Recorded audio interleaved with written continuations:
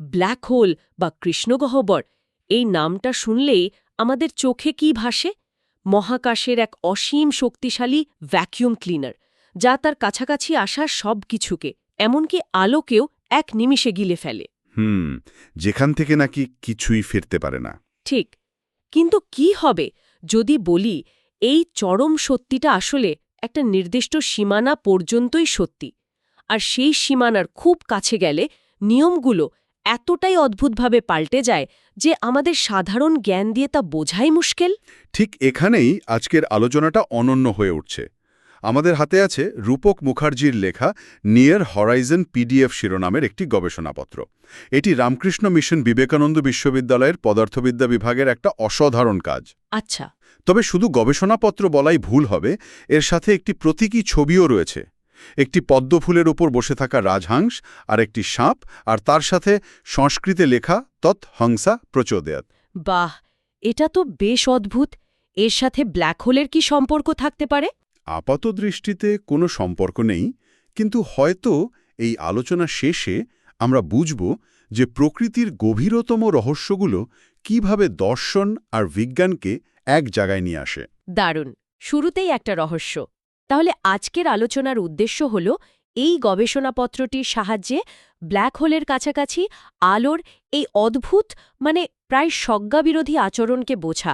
আমরা মূলত একটা নির্দিষ্ট সীমানার কথা জানব, তাই না? হ্যাঁ, একটা সীমানা যা ব্ল্যাক হোলের ঘটনা দিগন্ত বা ইভেন্ট হরাইজন, অর্থাৎ যেখান থেকে কিছুই ফিরতে পারে না, সেই সীমানার ব্যাসার্ধের, যাকে শোয়ার্সশিল্ড ব্যাসার্ধও বলা হয়, তার ঠিক 1.5 গুণ দূরত্বে অবস্থিত।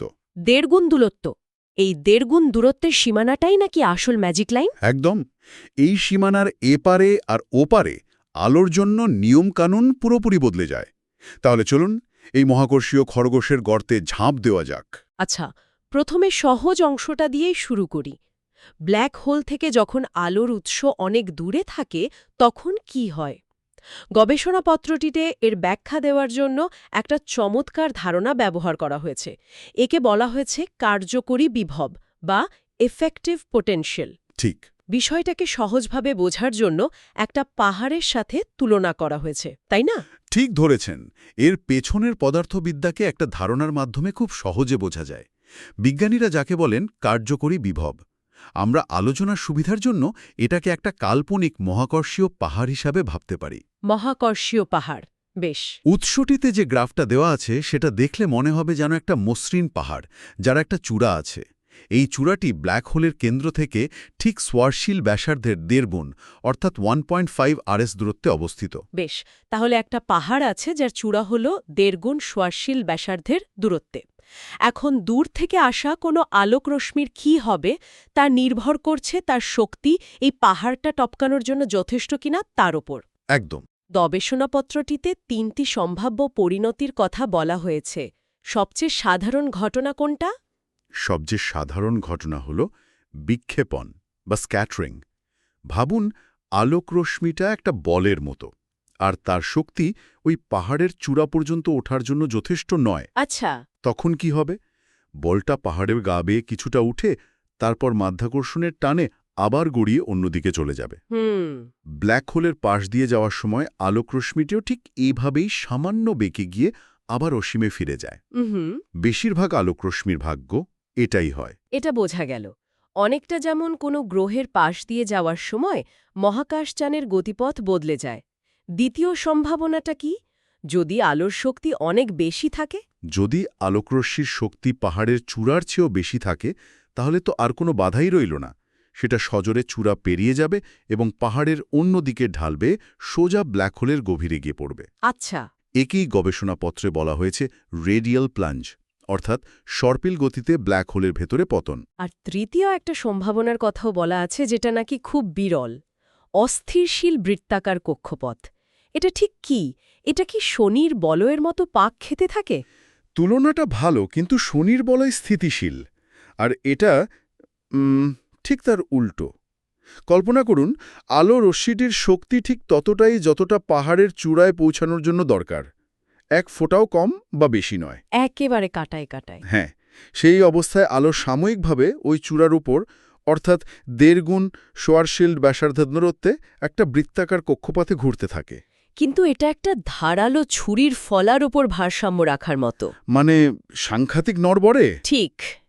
সামান্যতম বিচ্যুতি তা সে মহাবিশ্বের অন্য কোনো কণার আকর্ষণের জন্যেই হোক বা অন্য কোনো কারণে তার ভারসাম্য নষ্ট করে দেবে। হয় সে পাহাড়ের বাইরের ঢালে গড়িয়ে পড়ে অসীমে চলে যাবে, অথবা ভেতরের ঢালে গড়িয়ে ব্ল্যাক হোলে পতিত হবে। তাই একে অস্থিরশীল বলা হয়। বেশ, তাহলে ব্ল্যাক হোল থেকে দূরে থাকলে আলোর আচরণ বোঝা গেল। হয় সে ধাক্কা খেয়ে ফিরে যাবে, নয়তো যথেষ্ট শক্তিশালী হলে ভেতরে পড়ে যাবে, আর ভাগ্য খুব বিরল হলে ক্ষণিকের জন্য কক্ষপথে ঘুরবে। এটা বেশ যৌক্তিক। কিন্তু আমার মাথায় ঘুরছে, ওই যে বিভব পাহাড়ের চূড়াটার কথা বলা হলো, কেউ যদি সেই চূড়া পার করে ব্ল্যাক হোলের দিকে ঢাড়ে গিয়ে পড়ে, তখন কি হবে? তখন তো তার সামনে আর কোনো বাধা নেই, পুরোটাই উত্তরায়। সেখান থেকে কি ফেরার কোনো উপায় আছে? ঠিক এই প্রশ্নটাই আমাদের আলোচনার সবচেয়ে আকর্ষণীয় অংশে নিয়ে এলো। এবার আমরা কল্পনা করব আলোর উৎসটি ওই 1.5 গুণ শোয়ারশিল্ড ব্যাসার্ধের সীমানার ভেতরে আছে। আচ্ছা। অর্থাৎ সে বিভব পাহাড়ের চূড়াটা পার করে ব্ল্যাক হোলের দিকে থাকা খাড়া ঢালের ওপর অবস্থান করছে। এখানেই আমাদের সাধারণ জ্ঞান আর কাজ করবে না। আমি প্রস্তুত। কি হয় সেখানে? আচ্ছা, ধরুন ওই অঞ্চল থেকে কেউ একজন ব্ল্যাক হোল থেকে দূরের দিকে আলো ফেলল। অর্থাৎ সে পাহাড়ের চূড়াটার দিকে, যেখান দিয়ে সে এসেছে সেদিকে আলোটা ছুঁড়ে মারল। কি হওয়া উচিত বলে মনে হয়? তার তো বেরিয়ে যাওয়া উচিত। হয়তো একটু কষ্ট হবে, কারণ ব্ল্যাক হোলের টান আছে, কিন্তু পালানোর চেষ্টা তো বাইরের দিকেই করা হয়েছে। কিন্তু তা হয় না। আলোটা ওই খাড়া ঢাল বেয়ে ওপরে ওঠার চেষ্টা করে, কিন্তু তার শক্তি ওই বিশাল মহাকর্ষীয় পাহাড়ের চূড়া টপকানোর জন্য যথেষ্ট নয়। ও, ফলে মাধ্যাকর্ষণের প্রচণ্ড টানে সেটা আবার পিছলে ব্ল্যাক হোলের দিকেই ফিরে আসে এবং ভেতরে পতিত হয়। গবেষণাপত্রে একে বলা হয়েছে পিছিয়ে পড়া বা ফল ব্যাক। ভাবুন একবার, পালানোর চেষ্টা করেও ব্ল্যাক হোলের মধ্যেই ফিরে আসতে হচ্ছে। অবিশ্বাস্য। এটা তো অনেকটা চোরাবালিতে পড়ার মতো। যত ওপরে ওঠার চেষ্টা করা যায় তত ডুবে যেতে হয়। কিন্তু এর চেয়েও অদ্ভুত কিছু আছে বলেছিলেন। আছে। এবার ভাবুন, ওই একই জায়গা থেকে, অর্থাৎ 1.5 গুণ শোয়ারশিল্ড ব্যাসার্ধের সীমানার ভেতর থেকে আলো রশ্মিটিকে প্রায় সরাসরি ব্ল্যাক হোলের দিকে চালনা করা হলো। 1 মিনিট, এখানে আমি একটু থামতে চাই। এটা তো পাগলামি। ব্ল্যাক হোলের দিকে আলো ফেললে তো সেটার তার ভাগ্য একেবারে নিশ্চিত সোজা ব্ল্যাক হোলের গভীরে। সাধারণ বুদ্ধিতে তো এর বাইরে আর কিছু ভাবা যায় না। সাধারণ বুদ্ধি এটাই বলে, কিন্তু এখানেই আইনস্টাইনের সাধারণ আপেক্ষিকতাবাদ আমাদের চমকে দেয়। বাস্তবে যা ঘটে তা হলো, আলোকরশ্মি যখন ব্ল্যাক হোলের দিকে চালিত হয়, তখন সে বিভব পাহাড়ের খাড়া ঢাল বেয়ে নিচের দিকে নামতে শুরু করে। আর ঢাল বেয়ে নামার সময় মাধ্যাকর্ষণের টানে তার গতি অমচম বাড়ে। ব্ল্যাক হোলের দিকে গেলে গতি বাড়বে, এটা তো মাধ্যাকর্ষণের সাধারণ নিয়ম। কিন্তু সেই অতিরিক্ত গতিটা তাকে বাইরের দিকে ঠেলে দেবে কেন? এটা অনেকটা খাদে ঝাঁপ দিয়ে পাহাড়ের চূড়া পার করার মতো শোনাচ্ছে। এই ব্যাপারটা কিভাবে কাজ করে? এটা কি শক্তির সংরক্ষণ সূত্রকে লঙ্ঘন করছে না? চমৎকার প্রশ্ন। না, এটা শক্তির সংরক্ষণ সূত্রকে লঙ্ঘন করে না। ব্যাপারটা হলো, শক্তিটা আসছে কোথা থেকে, তার চেয়ে বড় কথা হলো গতিপথটা কেমন হচ্ছে। আচ্ছা। আলোকরশ্মিটি সরাসরি ব্ল্যাক হোলের কেন্দ্রে পতিত হয় না। সে যখন ঢাল বেয়ে নামে, তখন তার অর্জিত অমচং গতি তাকে একটা বক্রপথে চালিত করে। এই গতিটা এতটাই বেশি হয় যে সেটা তাকে ব্ল্যাক হোলের পাশ কাটিয়ে বিভব পাহাড়ের চূড়াটাকে নিচ থেকে টপকে গিয়ে বাইরের জগতে বেরিয়ে যেতে সাহায্য করে। কি বলছেন? এটা অনেকটা কোনো বাস্কেটবল খেলোয়াড়ের মতো, যে রিংয়ের দিকে বল না ছুঁড়ে বোর্ডের এক কোণায় এমনভাবে বলটা মারে যাতে সেটা পুট খেয়ে রিংয়ের মধ্যে ঢোকে। বাহ, দারুণ উপমা। এখানেও আলো ব্ল্যাক হোলকে ব্যবহার করে বেরিয়ে আসার জন্য প্রয়োজনীয় গতি অর্জন করছে। কোনো নতুন শক্তি তৈরি হচ্ছে না, শুধু মহাকর্ষীয় বিভব শক্তিকে গতিশক্তিতে রূপান্তরিত করে একটা বিশেষ পথে চালিত করা হচ্ছে। আমি স্তব্ধ। অর্থাৎ ব্ল্যাক হোলের খুব কাছে গিয়ে সেখান থেকে পালানোর জন্য আলোটাকে ছুটতে হবে ব্ল্যাক হোলেরই দিকে, দূরে নয়। ঠিক। এই ঘটনাটি সেই সাধারণ বিশ্বাসকে লঙ্ঘন করছে যা গবেষণাপত্রটির শুরুতেই বলা হয়েছিল। এই 1.5 গুণ শোয়ারশিল্ড ব্যাসার্ধের সীমানাটা তাহলে একটা আয়নার মতো, যার ওপারে গেলেই কারণ আর ফলের সম্পর্কটা উল্টোপাল্টো হয়ে যায়। নিখুঁত উপমা। এটা সত্যি এক মহাজাগতিক আয়না। তাহলে এখন প্রশ্ন উঠছে, ওই নির্দিষ্ট অঞ্চল থেকে আলোরশ্মি ঠিক কোন দিকে চালনা করলে সেটা বেরিয়ে যাবে আর কোন দিকে চালনা করলে ব্ল্যাক হোলে পতিত হবে? নিশ্চয়ই এর একটা নির্দিষ্ট মাপ বা কোণ আছে, একটা টিপিং পয়েন্ট তো থাকবেই। অবশ্যই আছে, আর সেখানেই গণিতের সৌন্দর্য। উৎসটিতে এর জন্য একটি সংকট কোণ বা ক্রিটিক্যাল অ্যাঙ্গেল, সাইক্রিটিক্যালের হিসেব দেওয়া হয়েছে। একে বলা যায় একটা সীমানা নির্ধারণকারী কোণ। আচ্ছা, যদি উৎস থেকে আলোরশ্মি এই সংকট কোণের চেয়ে বড় কোণে চালনা করা হয়, অর্থাৎ বেশি বাইরের দিকে চালনা করা হয়, তবে তার ভাগ্য হল ব্ল্যাক হোলে ফিরে আসা বা ফল ব্যাক। আর যদি আলোরশ্মিটিকে ওই সংকট কোণের চেয়েও কম বা সূক্ষ্ম কোণে চালনা করা হয়, মানে প্রায় ব্ল্যাক হোলের দিকে, তবে তা বেরিয়ে যাবে বা এসকেপ করবে। ঠিক। গবেষণাপত্রটিতে এই ব্যাপারটা বোঝানোর জন্য একটা দারুণ উদাহরণ দেওয়া হয়েছে, একটা টর্চ লাইটের কথা ভাবা হয়েছে। হ্যাঁ, এই উদাহরণটা পুরো বিষয়টা পরিষ্কার করে দেবে।